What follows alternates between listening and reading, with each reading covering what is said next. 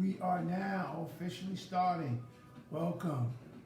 Those of you who are going to Zoom in, those of you who are on Facebook Live with me right now, we are, and I am Johnny J.I. Griggs, and we are on Black Fathers, Dads, and Kings podcast. Welcoming you to the podcast.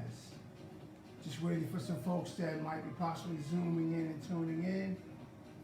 And we are here just to give you some info on the Black Fathers, Dads, and Kings podcast. Any past episodes that you choose to watch are on my YouTube channel, which is Black Fathers, Dads, and Kings podcast. Please tune in and subscribe. Thank you. Those who are coming in or those who are listening on Facebook Live. Tonight's topic is going to be very interesting. It's about black men's health. And again, for anyone who's zooming in and tuning in, FB Live, black men's health has been an issue and, been talked about since the existence of the man of color, black man on this planet. Since that time, the thought of a black man and his health and his relationship with himself, with his family, with his children, offspring, and everyone that he comes in contact with really relies and depends on his health.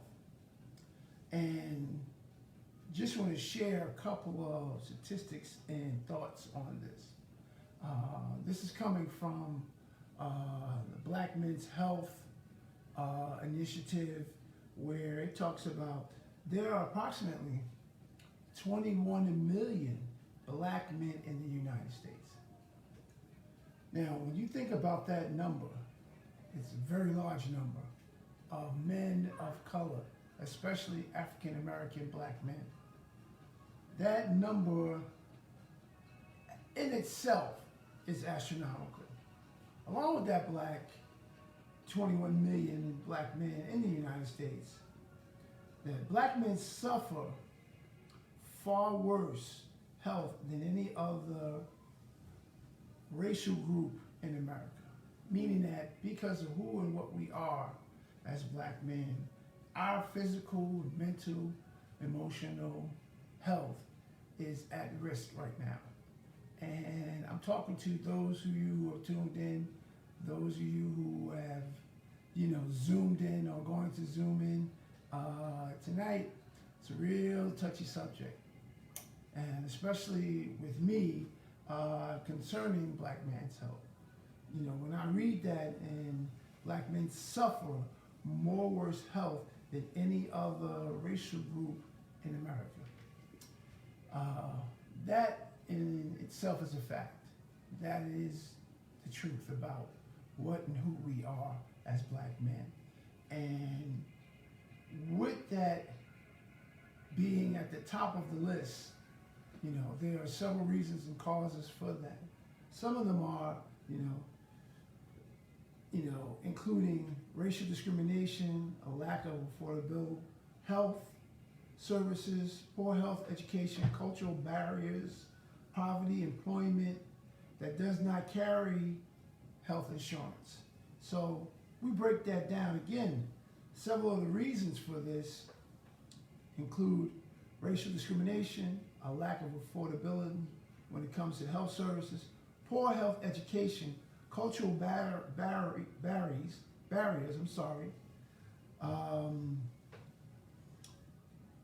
poverty, employment that does not carry health insurance, insignificant medical and social services catering to black men.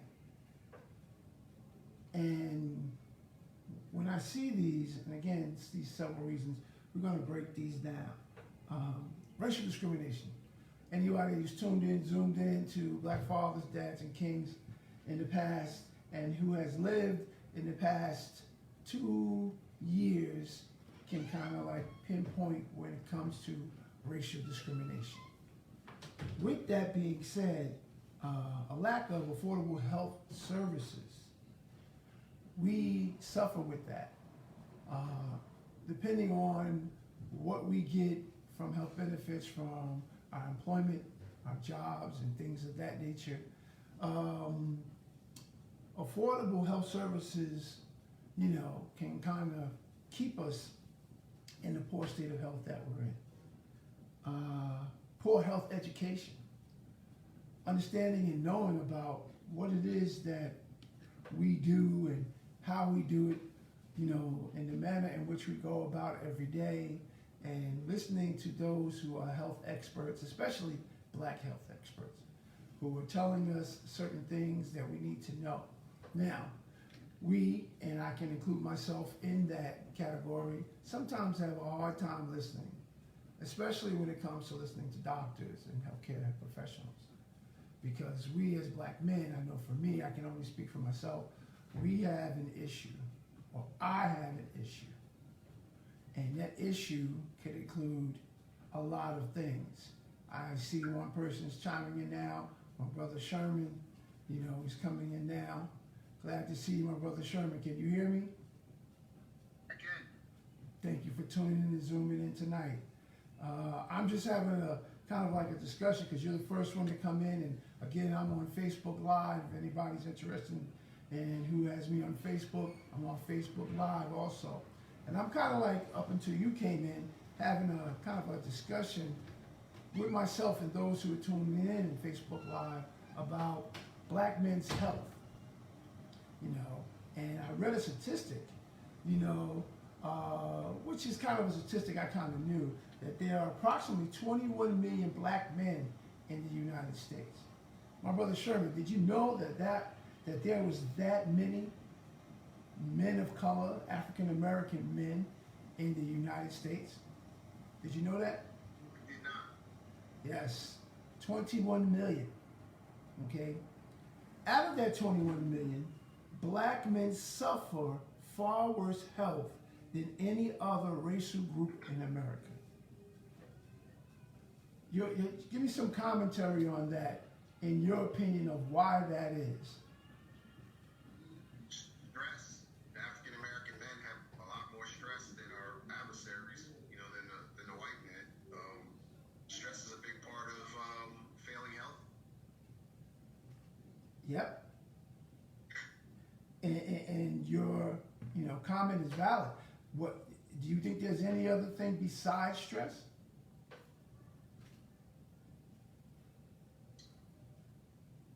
Yeah, our failure to get annual checkups, being macho man, not going to the doctor, saying, oh, it's okay, I'll be all right, I don't need to go to the doctor. Have you? By the time you realize that was a mistake, it's too late. Have you yourself ever experienced that? No. My parents were big on seeing the doctors annually, so I took on that. If I get a bad bruise, I'll go to the doctor. I don't mess around. Right. I get my annual checkups, my colonoscopies. Well, I can honestly say that, again, if you tuned in last week up until maybe 2013, I was in that same mode where, going to the doctor, and on a regular basis, not even having a primary doctor, someone that I can just go to just for medical checkups, period, until my incident in 2013, and so it was really tough for me, to make those decisions. Fortunately, I have a great wife who kind of like pushed those issues and said, I need you around, so you need to go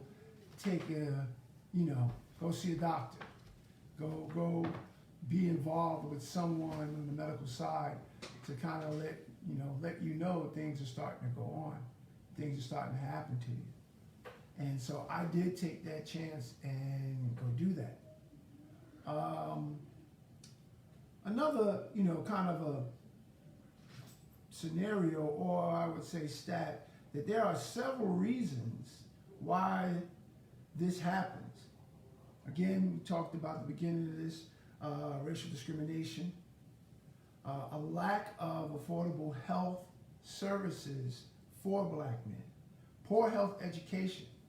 Can you just elaborate on that point for a second? Poor education.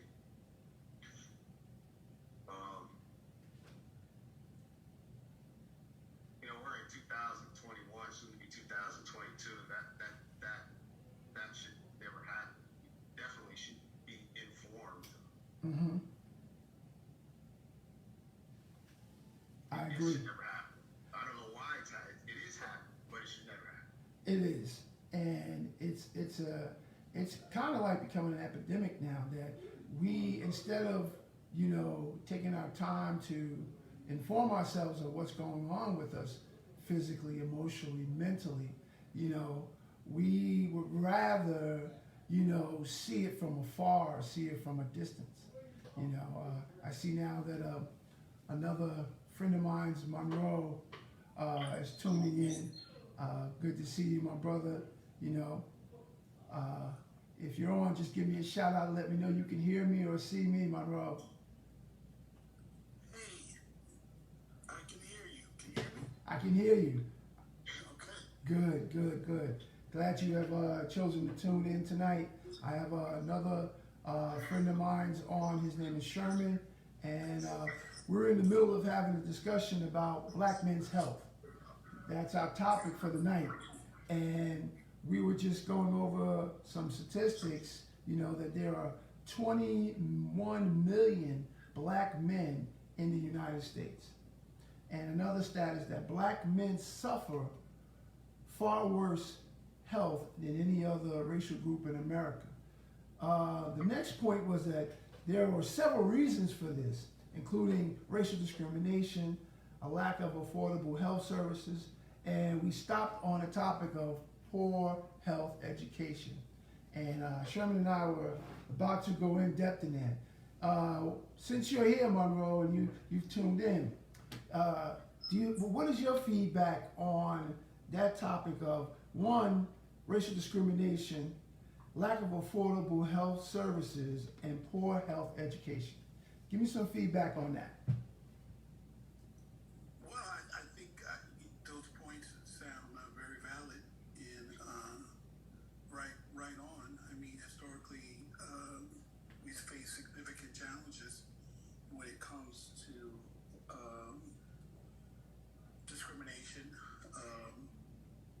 finances, education. It's just part of our history, unfortunately, right now. And so, I'm glad to see this event where you're talking about these types of subjects. And I think also along in those lines that, men tend to operate in their own silos where we're not where we're not seeking to educate ourselves or share information about men's health or find out about men's health, because it's not a topic that we're really interested in focusing on. Right.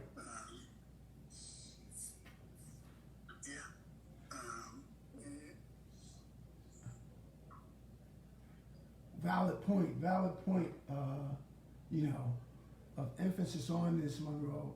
This poor health, the lack of affordable health services, and the other one was that cultural barriers, poverty, employment, and which does not help and carry with good health insurance. So say if you have a job and, prayerfully you have some kind of health insurance, that in the event that you have an issue or, you get sick, can you be able to afford to even go see a doctor, based on your health insurance, or sometimes the lack thereof, not having it. having to walk into a hospital emergency room, and the first thing they ask you for is your insurance card, and you don't have one. You have a job, but you don't have one, and you're looking across the desk at the person, and they're saying insurance card and ID, and you don't have one, and you are physically or mentally in a bad state and need service at that time. There are, hundreds, if not thousands, of black men who go through that on a daily basis. That's right. And I think chiming in along with that is one of the things that healthcare was so prevalent in the Obama administration because of that disparity with us getting healthcare. In other countries, healthcare is included, right? I mean, everyone has access to that. Right. And so, but here, in the richest country in the world, healthcare is only available to, like you're saying, those who have work, those who can afford it. And I think that there's a purpose to that. And that purpose is because they don't want to see us healthy. Black men. 100%. 100%. I agree, and that is a very true and valid statement. They don't. They really don't. They don't want to see us, because just think about it. As three black men sitting here having a conversation. It has always been said, what is the most detrimental threat to other cultures and populations that try to rule and run this country is a black man. Even more of a threat is a healthy one who's strong in mind, body, and soul and spirit, who's gonna be there, support, take care of their families, go out, do what they need to do to provide a home and a place for their families to enjoy. And it is a threat. It is a threat.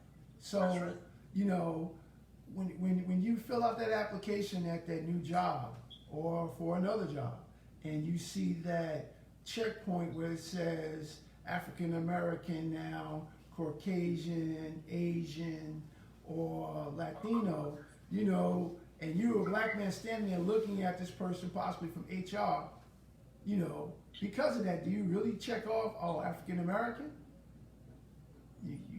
Because like your point was that they see us coming in the door. Now, that's not for all jobs or all employment or all businesses, but there are a lot that still do that.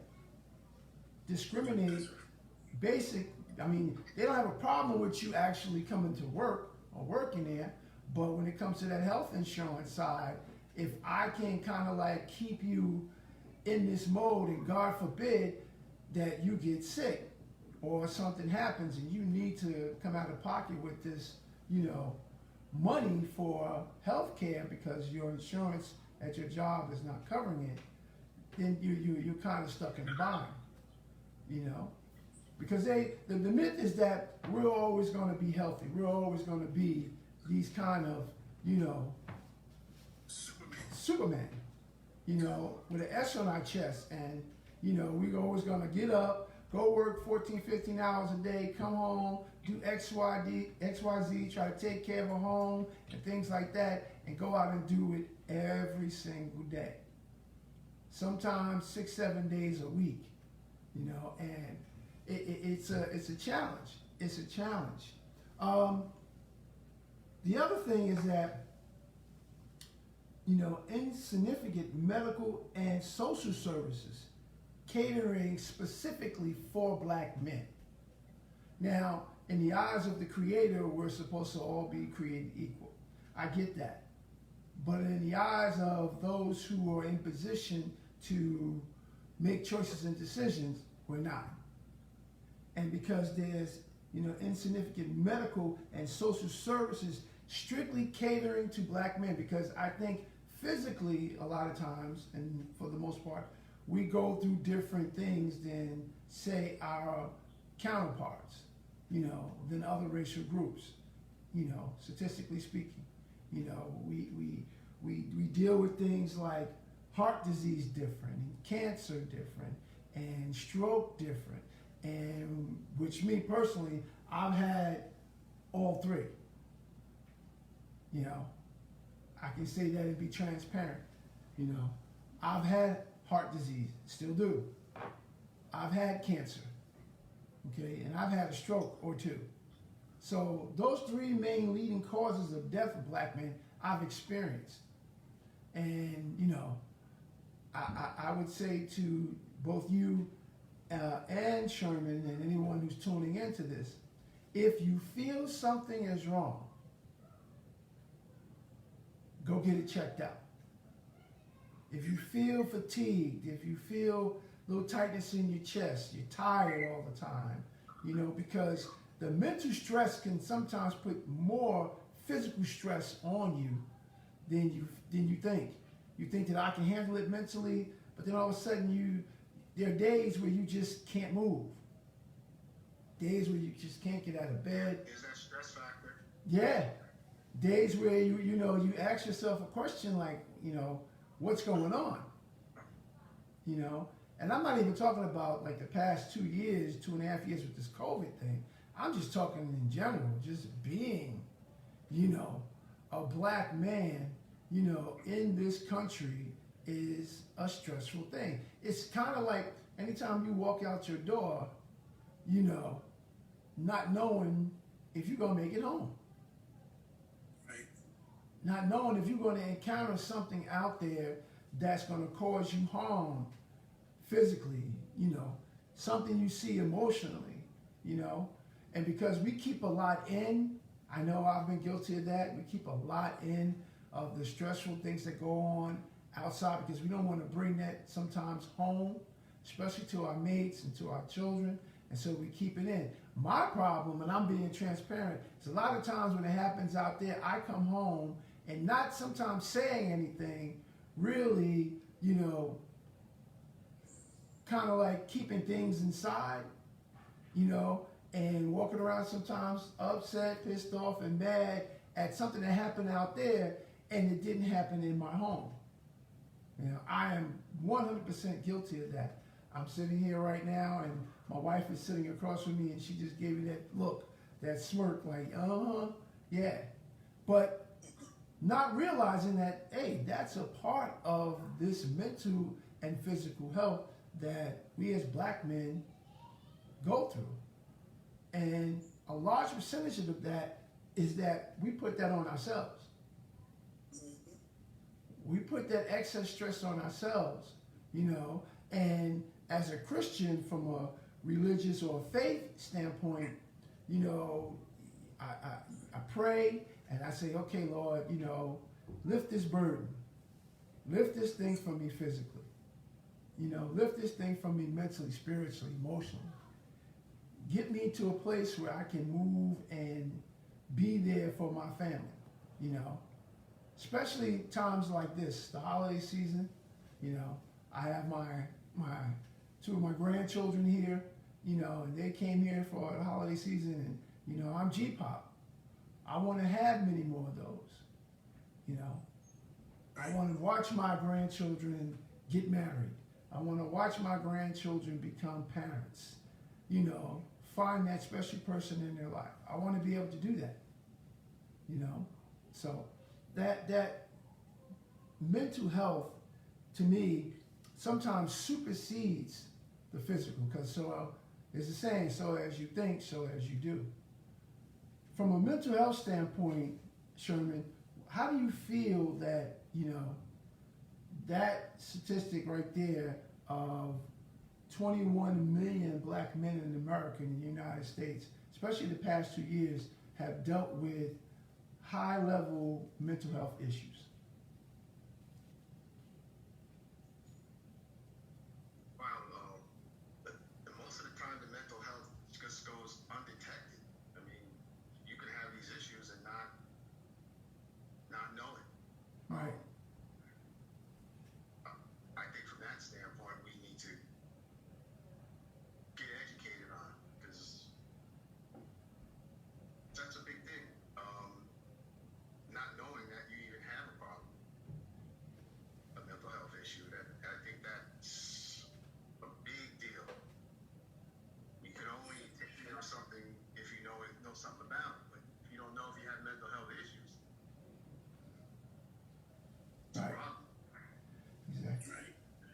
Monroe, your opinion on that? Yeah. Hey, Sharon. How you doing? All right. We actually went to school together. Yeah, I know. Oh, Monroe. I wasn't sure if that was you or not. I don't know many Monroes. You're the only one I know. It's good to hear from you, my brother. Yes. Good to hear from you as well. Yeah, I certainly agree with that. Knowledge is power, and knowing about something.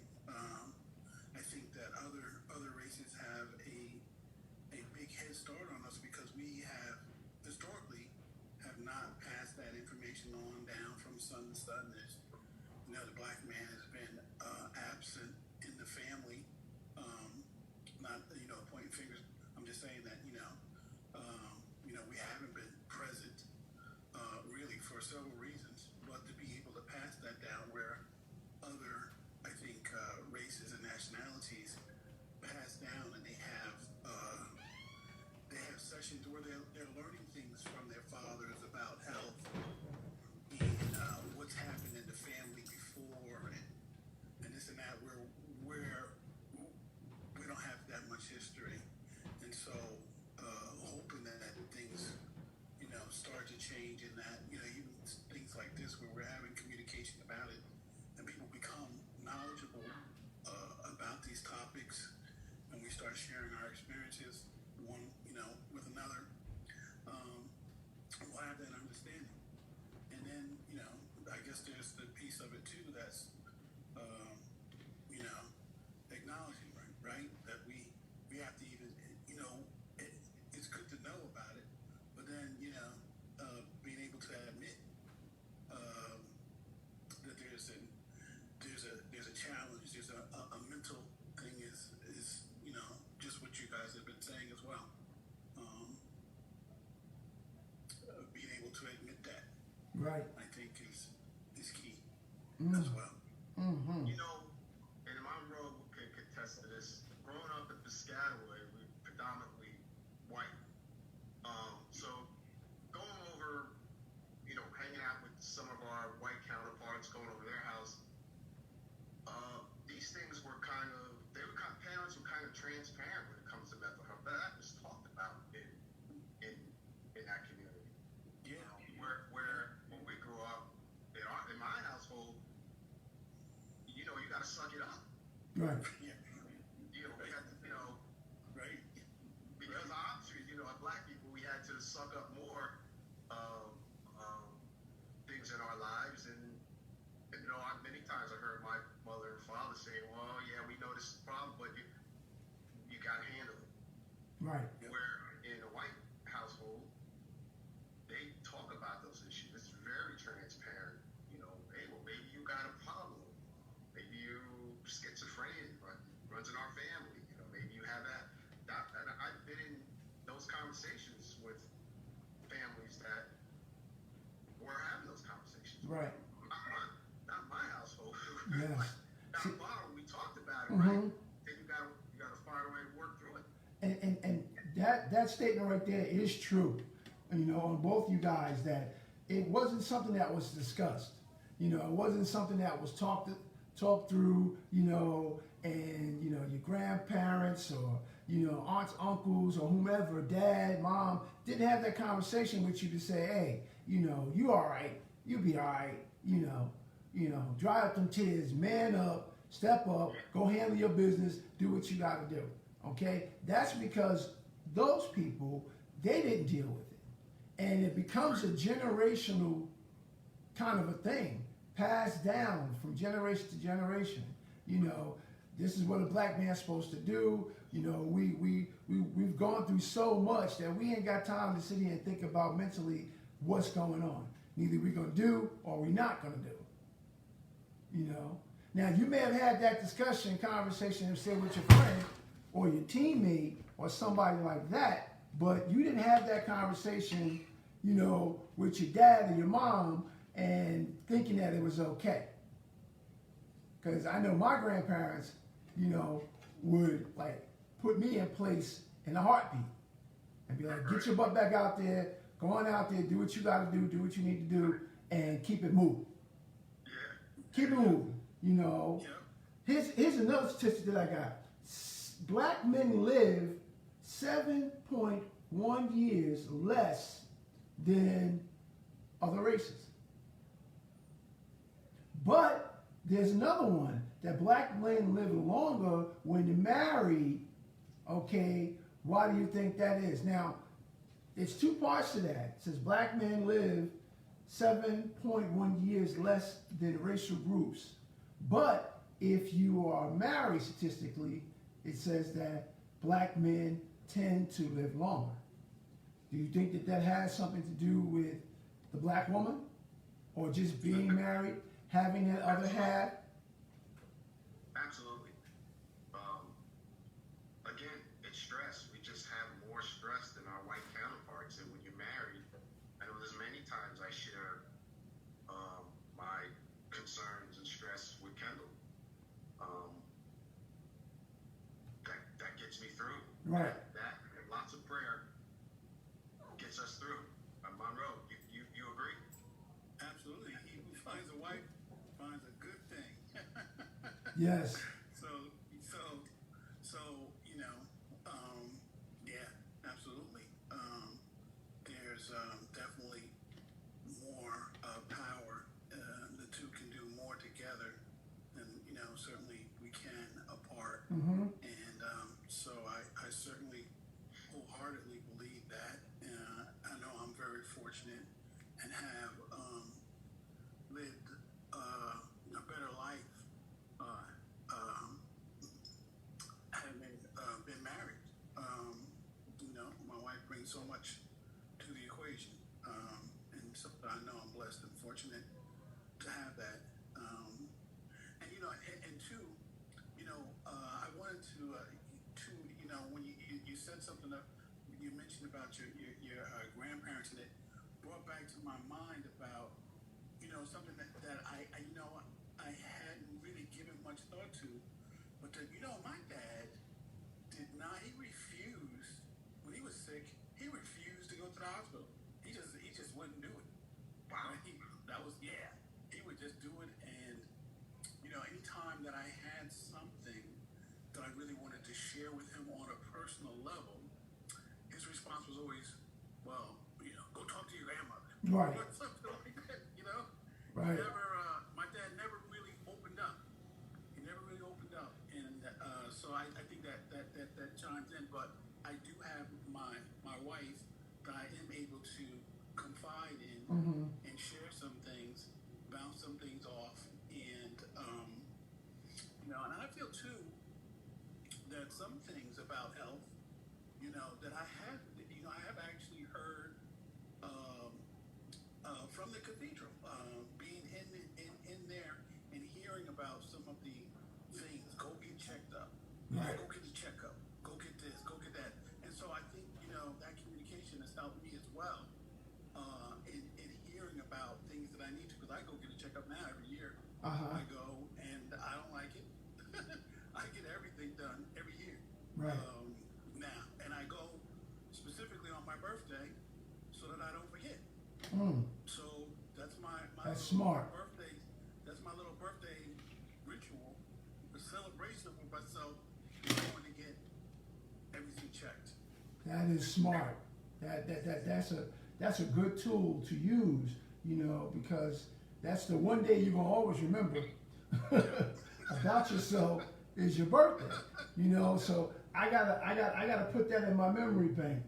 Thank you for saying that. Thank you for sharing that with me, Monroe, because that's something that, you know, my thing is now with my condition, I have so many different appointments, doctors, so many different people want to poke and prod and find out, okay, why is this happening to you?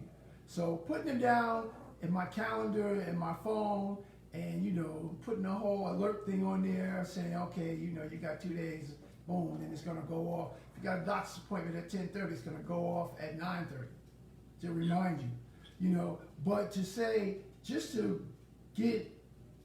clarify all of what those doctors do, and just have one specific doctor say, well, this is X, Y, Z. You went to that doctor. or this is ABC, you went to that doctor, but this is what I've got, And the hardest thing, and here's the thing that I have, it's kind of like I'm dawning on, I'm kind of like sharing with right now, trying to find doctors and medical professionals of color. Because in my mind, and I could be wrong, they would seem more relatable to my situation. Not saying that a white doctor, an Indian, Asian, Southeast Asian, Latino doctor wouldn't, because deep down inside, you cut us open, we all bleed red. We all have the same kind of body parts in the same places. I get it. But when you combine the black mental health with the physical, and like all of us said, our dads would be like, just get up, put a Band-Aid on it, keep it moving. Where other cultures, they sit and they have that conversation. They talk to their doctors, and they, know their doctors personally, because they have so much conversation with them. I know for me, I am terribly guilty of that. I've been trying to find just a general doctor who's African American. It's interesting. I played and actually played 1 year and coached 1 year. The 3 doctors, I don't know if you guys ever heard of them. They're 3 black male doctors, young guys. And last year was the last year I coached. They have an annual basketball game. So I always coach the other team, versus the doctors. And, doing that, gave me awareness. But here's the interesting thing. I actually wanted to try to get one of them, as my primary doctor. They're backed up and booked up. They're not even taking new patients for another 2 years. Wow. Okay? That's a long wait. That's a long wait. When that lady said, we're not taking patients. And now again, I don't know if it was because at the time it was COVID, or where they're just having those, existing patients, maybe people were signing up to be, but yeah, this was all 3 doctors I checked with. They weren't taking patients. So maybe you're not the only one looking for. Right. I came to that conclusion. You are 100% Monroe. I came to that conclusion like, John, maybe, somebody, somebody in that 21 million range of black men, is trying to pull these doctors, So I said to myself, it's not going to stop me from trying. I'm going to keep trying. I'm going to probably have to go talk to someone who knows, and say, hey, remember me? I'm Coach Griggs. I coached the game. I really need to see you. I don't want to pull that card, but hey, critical situations, drastic measures means that you got to sometimes do, drastic things. And because I really want to know. And again, I just say, not from a discriminatory way, but I feel that black doctors know a little bit different about us as black men. Again, not taking nothing away from their counterparts, but it's a preference, Right. And you would think that them, like you were saying, them being so, being familiar with being person of color themselves, that maybe as a doctor, they may, during their educational period, they may have been looking more toward those type of things to, as they were studying, to know more about themselves and their culture and things to look out for, maybe just for that, if nothing else for that, to know for themselves, but also maybe to make a difference for the brothers. Right. Again, just to recap, what we talked about tonight, the 21 million black men in the United States. Black men suffer far worse health than any other racial group in America. There are several reasons and factors for this, including racial discrimination, a lack of affordable health services, poor health education, cultural barriers, poverty, employment that does not carry health insurance, insufficient medical and social services catering for black men. We have an insufficient part of that. The leading cause of death for black men: heart attack, cancer, stroke. Black men live 7.1 years less than other racial groups. And black men live longer married. Okay? Living longer married. So that 7.1 less than other racial groups must mean they're single. And, we've all been single at one point.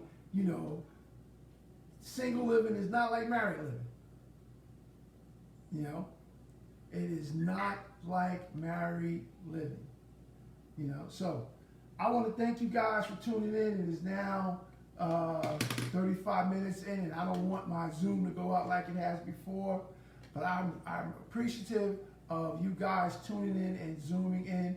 And next week we'll be here again, 8 p.m. for the Black Fathers, Kings, and Dads podcast, and we will have more discussions on who and what we are. Again, Sherman, again, Monroe. You guys know each other. Thank you guys for tuning in and zooming in. And again, any topics that you want to discuss, any topics that you want to bring forward, on this podcast.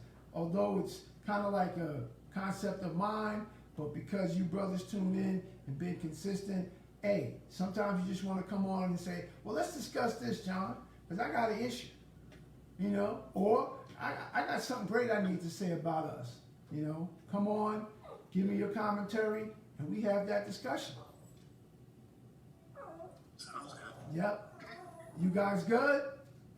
I'm good. Good to hear from you, Monroe. Hey. Good to hear from you as well. Thank you, John. Dan, you're welcome. Again, every Tuesday, 8 p.m., Black Fathers, Dads, and Kings. For you guys to know that this will be on a YouTube page, which is Black Fathers, Dads, and Kings podcast. Subscribe, tune in, and zoom in. Hey, this is Johnny Griggs. I'm signing out. Thank you guys for showing up. Thank those who have been on Facebook. I saw my brother James Best. He's watching. Thank you for doing that. And again, Black Fathers, Dads, and Kings podcast. Hey, coming in January, I got some gifts for you guys. Okay? I got some, gifts for you guys. T-shirts and, some merchandise. I reference to Black Fathers, Dads, and Kings, and I'm going to be giving that out to you guys for being loyal to this situation and what we do. I want to again thank you. Black Fathers, Dads, and Kings podcast. This is Johnny Griggs signing off. You guys be blessed. Have a happy and wonderful and prosperous new year, 2022. Amen. 2022. Be blessed.